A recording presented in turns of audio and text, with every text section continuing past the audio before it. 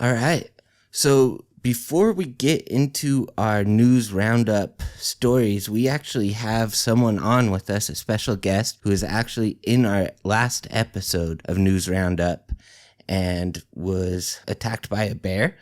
So yeah, we have Shayne and his wife Chloe with us. Really, really interesting before bringing you guys on, just kind of hearing from you guys a bit. So we're really excited to have you on and hear your version of everything. And I want to pass it to Wes to kind of, because he's done the most research on it. So I was just kind of thinking he can segue into your story here. Yeah, so for me, it was a really interesting one because I've worked in the greater Yellowstone ecosystem, which is where this happened.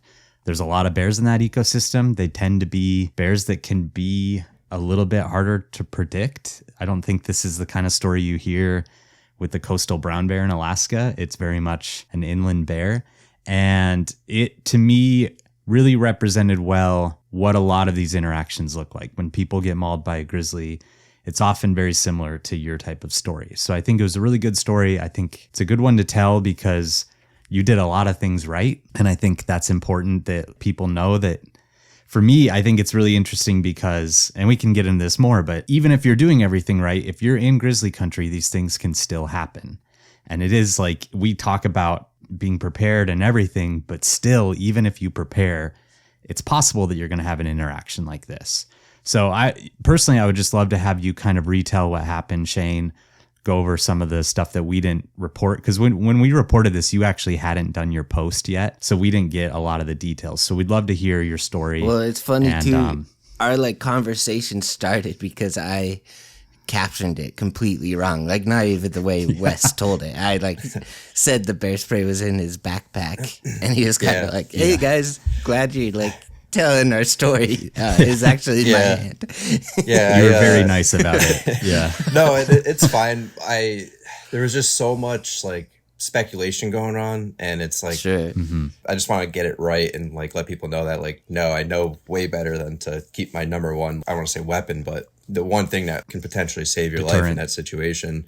Yeah, deterrent, that I had it in the right place. And I actually was the first thought in my mind when I saw the cub to take that out. So, yeah. So we'll briefly just touch over on what we were doing while we were there. So it was mine and Chloe's honeymoon. We actually got married almost 2 years ago, but I had a brain tumor and I had to have that removed. Jeez. So we kind of rushed the wedding, and then we waited a pretty long time before we were financially and emotionally ready to do something for ourselves. Yeah. So we had started in the Badlands, went to Yellowstone. We were in Yellowstone for 3 days, saw lots of grizzlies. We didn't do anything off the road or anything like that. We stayed on the trails if we went on the trails. The day we left Yellowstone, we drove south to the Tetons, and it was literally my wife did some research on where we could find a great gray owl, because that was kind of the last animal that I wanted to see in Yellowstone that I didn't get a chance to see. They're not easy. Yeah. She did some research on, where we could possibly find it. TripAdvisor told us Signal Mountain Road. So we parked there. We took Cadence, our dog, for a walk up the road. We both had bear spray with us. By the time I got attacked, I had ran into over a dozen people. So there's tons of people up there, and I think I kind of got a false sense of security from that. Yeah. It was backcountry safari group. Yeah, so there was there was a little safari guided trip there and everything. So no, I would feel a lot safer if that was going on too. Yeah. For sure. Yeah. So I had taken the trail. I don't remember what trail it was, but it was up on Signal Mountain, and I was traversing that. Just for clarity, this was after we split up. Yeah. I took the dog back to the car because I figured, she might spook the bird if it's close to the road. I'm not going to be able to go everywhere he's going to want to go in case he sees something in the woods that I don't see. So I turned around with the dog. And after about a half mile, she turned around. I that's when I went off the road into the woods, and I bound on and off the road that way. So I was walking on the trail, and ironically, that was the only time I saw any bear sign. It was old, but it was grizzly bear scat. And I was like, oh, that's a little alarming, but at least it's old. So I kept walking, keeping my eyes up in the trees, looking for the owl possibility. And after an hour had lapsed, because I told Chloe that I'd be back in an hour, I came to the decision that I just needed to beeline it back to the parking lot. and just so that she wouldn't be worried or anything like that. That's ironic. I started in a way. Yeah. right. Yeah. Right. So I have like, I'm always out in the woods. So I have this really bad habit of just really moving fast when I want to move. And I was just like looking down at my phone like this, just making sure I was walking in the straight trajectory I wanted back to the car. And there's tons of like, it was extremely windy. I was being loud. I really started to get a really nervous feeling. And I try to tend to listen to my gut when that happens.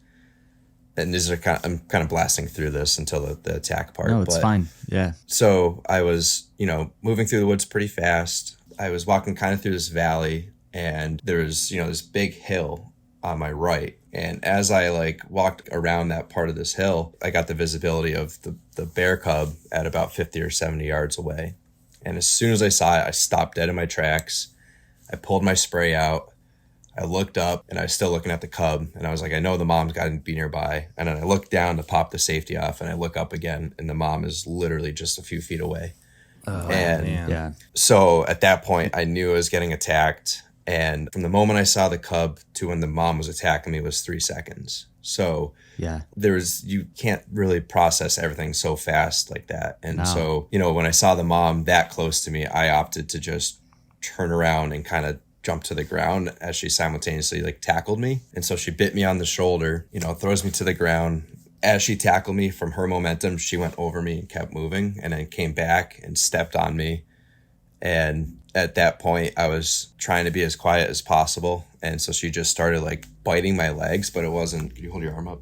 It was like this, just bite, and pick up. Like she wasn't biting and ripping flesh out, which is amazing. So she bit my legs a bunch, and she got me really, she's picking me up and thrashing me. She got really deep on my right leg, and I noticed this being so much more painful than the rest of the bites had been. And so that got me to just finally scream, and I just let out like the most bloodiest murder scream. At that point, she just dropped me, steps on my back again, and then goes for, I imagine, my head, because that's the noise, she wanted to probably put that noise down. Yeah. But thankfully, I never let go of the bear canister, and I had my arms like this, my fingers interlocked. Over your neck for people just listening. Yeah. Yeah, right. Yeah. And, she got my hand really good and my wrist really good, but she also happened to bite into the bear spray. And I, unfortunately, like in my description, used the word explode. And so many people were like, oh, you hurt that bear and blah, blah, blah. And explosion isn't obviously the correct term. Like it just popped, and just released its content into her mouth and all over me. Yeah. And you're like, oh man, now I'm bear sprayed too with all this. Yeah. She, I really thought that she actually bit into my skull. Like when I heard that pop, I was like, and then I felt the warm sensation going down my back, and I was like, that's gotta be my blood. And then I just heard like this thunderous thumping away from me. And it's like, I don't want to say sneezing, but just like the bear was reacting to the can. Coughing. And she ran away really fast, and I saw the direction she ran, and I decided to run in the opposite direction, which unfortunately was further away from the car. So I estimate that I was about half a mile from the car, a little over half a mile. And I think I might have ran somewhere between a quarter and half a mile away from the initial attack. Was it hard to run? I mean, I was tripping a lot, and I had to like hurdle over fallen trees and everything. So it was definitely hard. I don't know. It was like a primal instinct for myself. Adrenaline. I was just moving. So I checked my phone just to like, I don't know, see if I had cell service, or see if I can look at my GPS and see where I was to kind of figure out if I'm going to start running back towards the road or what. And I had service, so I called my wife, and realistically, like I really thought I was going to die. I mean, the amount of blood was more than I've ever seen come out of my body. And when I felt the wounds on the back of my legs, which I couldn't see, I felt like if you leave your faucet on a little bit and it just like pours out a little bit. It was doing that, and I was just like, I'm probably gonna die. And so I call her to just kind of say, hey, I love you, and the call didn't go through, but then she called me right back, and I just told her, I was like, hey, it happened. I got attacked by a grizzly bear. I don't know where I am right now. I'm running, and she's like, she starts going into EMT mode, and she's like, you need to, where's your first aid kit? I'm like, I left it in the car. Cool, you don't need one. Just take apart everything you have and use it to stop the bleeding. So I tried to apply like just compression tourniquets to like, because I knew it wasn't an arterial bleed, so I just wanted to make sure that I could slow the bleeding down, as much as possible. Unfortunately, I couldn't see all my wounds, so I didn't know what was worse or anything like that. So I had gotten to the top of the hill, and I just like sat down, put my back against a tree, and that's when I just started like cutting all the straps off and applying those improvised tourniquets. And then at that point, it was a matter of just getting the rescue out there. And we had some technical difficulties because my phone wasn't giving an accurate GPS location. And I had the Garmin InReach with me. So would have been way more useful with him. But we definitely made some mistakes were definitely made, or poor choices. But in the Mike was saying he wouldn't have been attacked at all in your situation. That's what I've been telling everyone I meet. I mean, I don't know of bad decisions. I like maybe you could have taken the first aid kit with you. Like that would have been a good idea. But it's like no one could in your position could rightly say like I would have made every decision perfectly. No one thinks like that. No, I was going to say, before we get into like the rest of it, I would love to just do a quick highlight of a few things that happened just while it's fresh, because I think you're right. Like, and you mentioned this before the call, that there's been a lot of armchair kind of cowboys that have come in and said like, oh, you did all these things wrong. But like, you do get complacent when you're hiking in these places, especially when you see a lot of people around.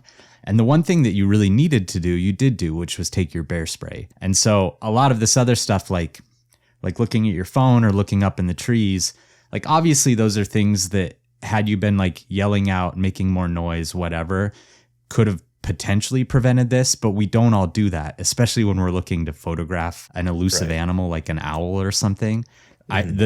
Some of the times that I've been the most spooked out in Yellowstone is when I'm looking for great gray owls, because they exist in really good grizzly bear habitat and you have to be quiet to find them. And so I don't think anyone can blame you for those things.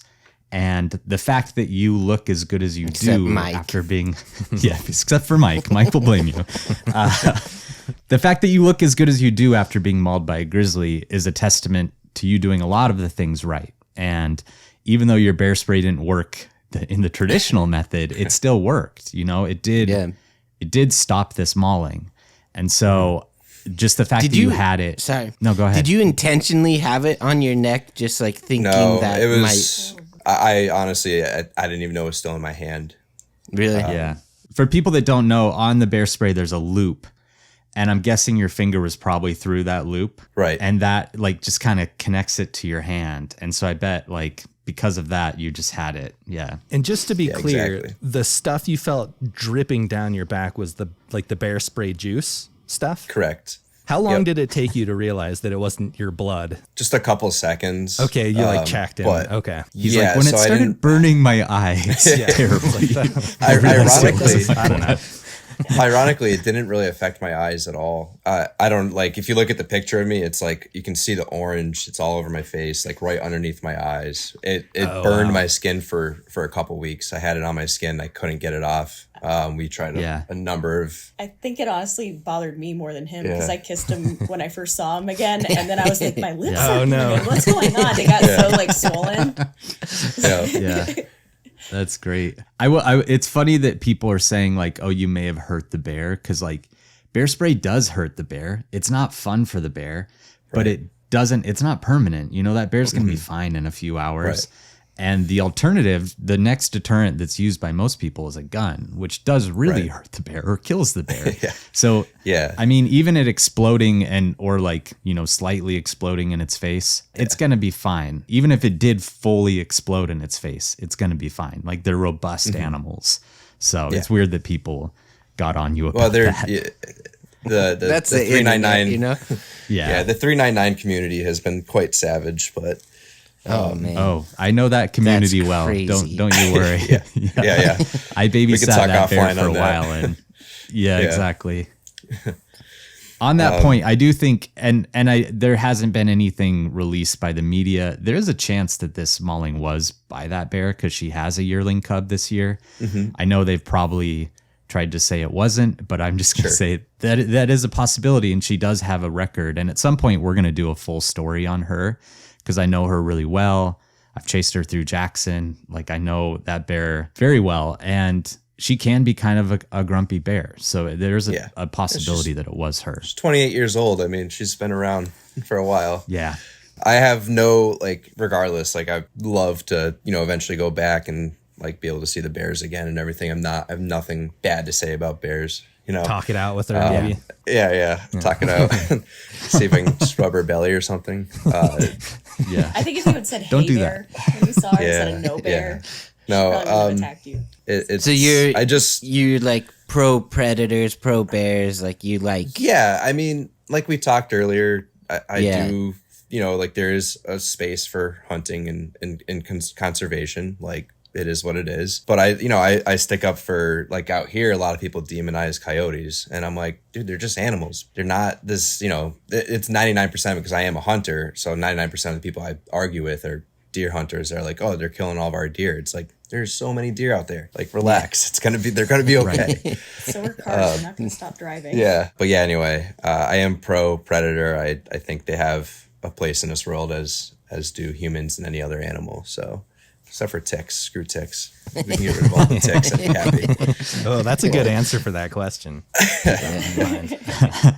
Yeah, I mean, I think it's important to realize, like, the reason you guys were out there, like, a big part of the reason was to see these animals. Yeah. You definitely didn't want to see one that close, and I don't think anyone does. Yeah. But that's what brought you out there, and aside from their value in that regard, that they're like this huge tourist draw, they're part of this ecosystem. They're part of what makes it special and what makes it wild and complete. And I'm sure you're kind of the same way. I think, you probably have had this lesson taught to you a little bit too graphically, but like part of what makes recreating in Montana, Wyoming, these kind of places so intoxicating is there is that potential threat, and it does give it a different feeling to it. And like, who knows, I'm curious to know how you're going to feel when you go back. But, but it is a wilder place because of that. Yeah. So right. I do think you got a real up close view of that. No, you're good. Yeah. You think that, Wes? Yeah, I think so. I think kind of the thing that was shocking to me about this was, it just demonstrated that it could happen anywhere, that this was the most casual little, let's stop the car, stretch our legs a little. And Shayne and I also really enjoy looking for antlers in the spring. So the parts of the trip that weren't within national parks, we had been way out in the woods, middle of nowhere. And usually, we have everything that we need with us, our sat phone, our radios to talk to each other, and first aid kits and all that. But I was really grateful that it didn't happen on a day like that. Where I was able to be like supportive to him on the phone, and we had all the resources of a national park, and it wasn't just me like 13 miles out in the woods with him trying to, and our dog with us trying to figure it out. So well, and Chloe, I was just about to ask too, like for your perspective of it. I mean, you've been waiting 2 years for your honeymoon. You're on your honeymoon, and then Shayne gets mauled by a bear. And also, if you could say, because you were telling us before we started recording what you did on the way to the hospital while you're driving. So if you could share like your side of the events. Of course. So, I mean, Shayne has kind of always kept me on my toes since day one. So I should expect nothing less that our classic Shayne getting attacked by a bear. If it's going to happen to someone, it's probably going to happen to him. Oh, that rascal. He's at it again. But yeah, it was kind of hard because, when it happened, initially I beat myself up a lot for being responsible for him being alone in the woods. But at the same time, we also just kind of thought about the fact that, like, we were following park rules by not letting the dog go further than 100 feet from the road. And that probably, we don't know how having a dog in his situation would have possibly affected the outcome. So I had like a weird amount of survivor's guilt it also was just pure torture. I'm an EMT, and I also have taken the wilderness module, and it felt so weird just being in the parking lot being like, oh, I could probably help right now, but I have to stay here and just try and talk him through it over the phone. So that was hard. And then, as he was, after he had been pulled out via helicopter and then was in the ambulance pulled out, headed to Jackson, and I had about a 45-minute to an hour drive ahead of me. And really all I wanted to do, I'm one of those people that when something crazy happens, I have to like research it and like learn a lot about it just to wrap my head around it, to like process it emotionally. Yeah. So I'm sitting there, I'm thinking like, I remember listening to National Park After Dark, and I heard this great episode that they did with these guys that have this podcast, Tooth and Claw, and I thought they were really funny and it was really informative. So I just queued up like a bunch of bear attack episodes as I'm driving, and that's so great. Poor Shayne had to listen to it like the whole drive home too. Once we finally came back. 2 weeks of driving. He's just sweating and like gripping the armrests. It's like when you're like, you like go to a scary location to like watch a scary movie or something. You're just like, I need to fully experience this bear attack. There were definitely a few episodes listening on the way home where like my palms would get sweaty and I'm just like, oh my God, dude. Like, there was definitely some anxiety inducing there, but like it still was refreshing to not only like hear about other survivors or whatever, but also like Wes, you just give such good details and facts on like why these things happen. And the way y'all deliver your information is just really great. And you guys do your due diligence and like get the facts right. And I really appreciate that. So it's helped me a lot to feel less afraid of going back out there and to kind of understand the greater context of what happened to him and to not hate the bear for being a bear. Yeah, we appreciate that. I think there's a really good lesson here that you guys just brought up that I would love to just share quickly for our listeners, is that in these places that have grizzlies, you can't ever be totally complacent, because you guys said like you were around a lot of people. It was in a really trafficked area. I recently led a group in Yellowstone where we were going out on the Old Faithful boardwalk, and I was like, hey, make sure you have your bear spray. And the other guide was kind of like, really? And I said, yeah, like I've chased bears off of this boardwalk before. You can literally encounter a bear anywhere in these ecosystems. And so it is important just to always be prepared, which you were, you had your bear spray. Yeah. So yeah, I do think that is kind of what I'm taking from this conversation, is just, it's good to always be ready, because you never know when you might bump a bear and you never know how that bear is going to react. So it's important. Yeah. Shayne, I know when you posted, you talked about how violent this was and how you had experienced a lot of things in your life and this topped them all. I'd love for you just to like quickly hit on that and like kind of the other things you've gone through, just because I do think people are really fascinated brain by tumors. Gotta be up there. And you were in the military too, right?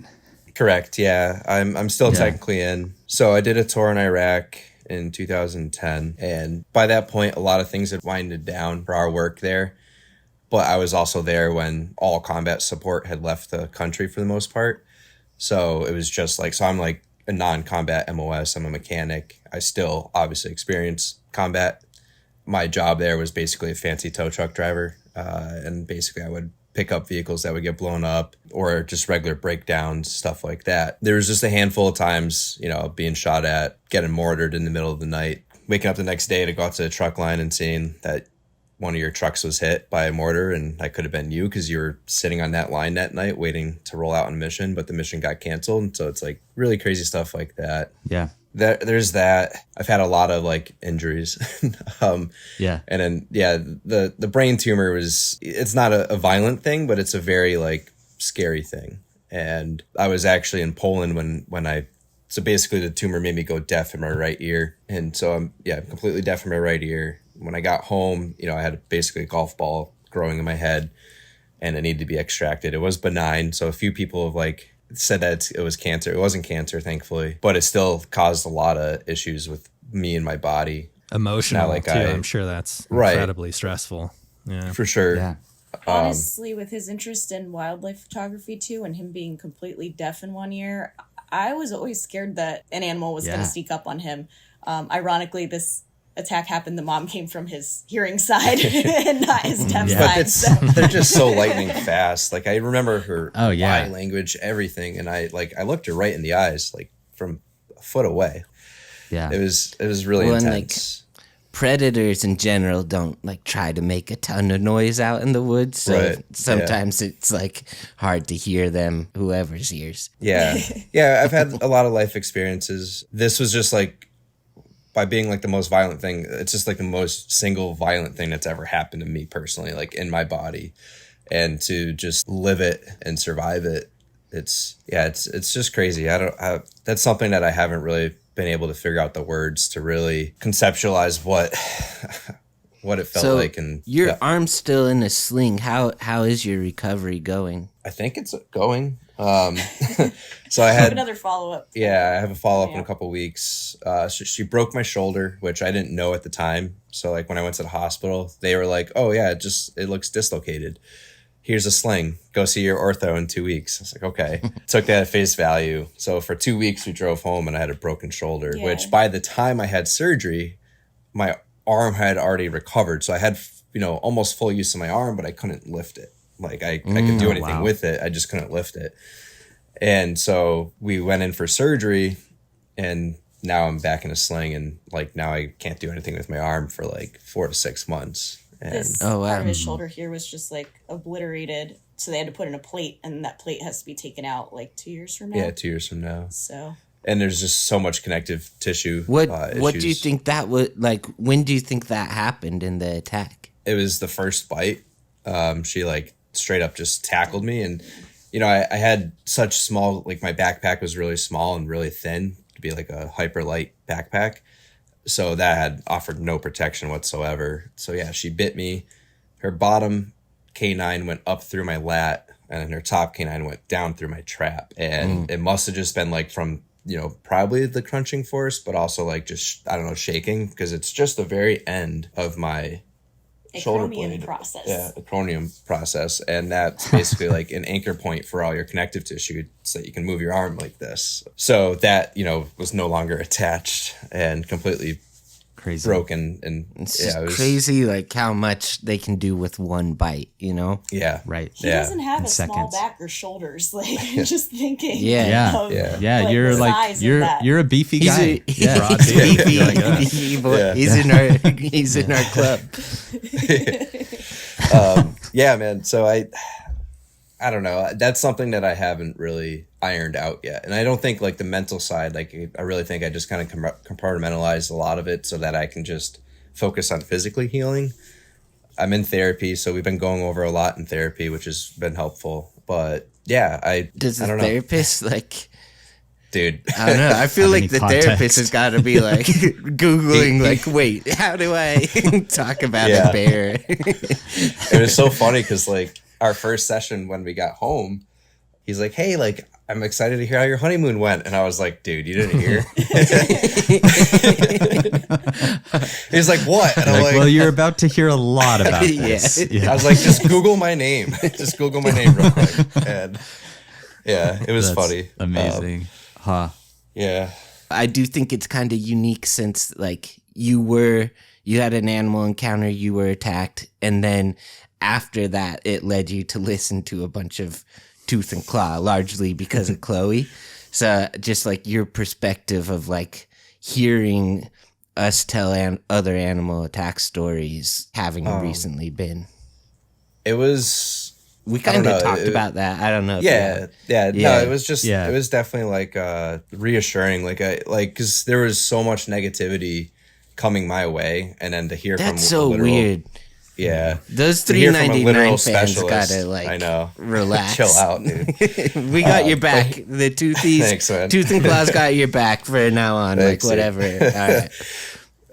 But yeah, like legitimate criticisms, we would have had an easier time with it. Some people were just making stuff up about that's us. That's the thing. That was the hardest part. So I don't want to like project or promote the knowledge that there may or may not be a kill dump site out there.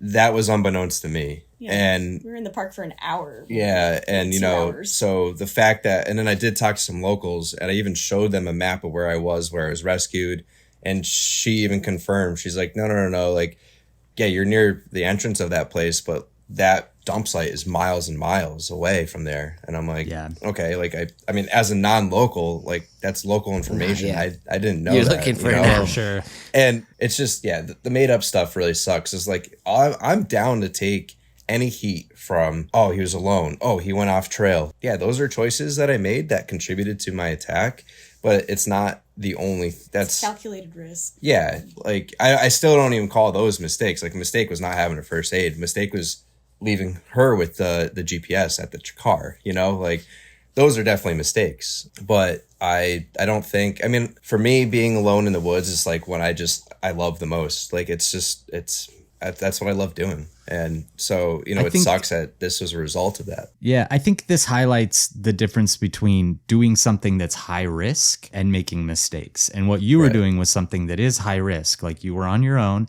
you're in really good grizzly bear habitat, you're being quiet, you were paying attention maybe to your phone, doing things that do put you at a higher risk. But these are things that people do in the great outdoors. Like, this is what, bow hunters, when they go out, they're very quiet. They're sneaking around. They're doing everything they can not to make noise, and they're hyper-focused on one thing.